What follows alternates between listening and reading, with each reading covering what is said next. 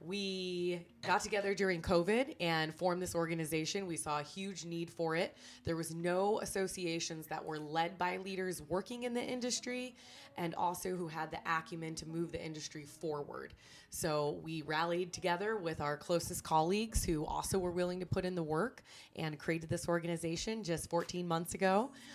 Really focused on the election and getting local judicial leaders and political leaders here voted in that supported cannabis.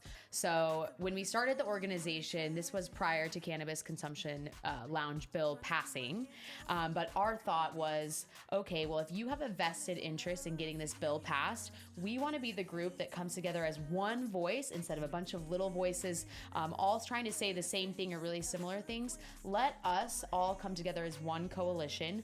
And again, the coalition, it does require a little bit of money to keep that engine moving. What is that quote from Zig Ziglar? If you want to change the world, you got to know how to pay for it.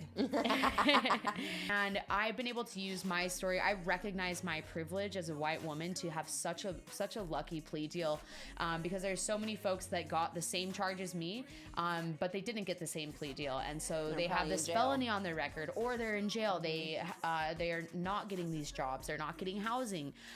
So many horrible things could have happened to me, and I recognize that it's I can pay it forward and use my talents and my skills of public speaking and organizing and motivation to help change people's perspectives, and then also really change and drive the direction of the industry forward, which is having more equity and inclusion and repairing the wrongs that the failed war on drugs has put on our society. And then once we realized how much power we had as an association of leaders, of professionals, then we really, it just was like, okay, you know what, this is difficult, but it's actually not as far-fetched as people think. I think so many times people, they don't know who's making the rules or interpreting the law.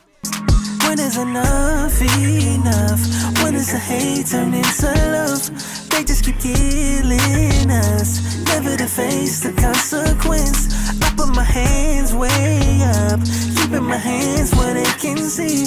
Don't seem to make a difference. No longer a slave, but am I free? Can somebody help me?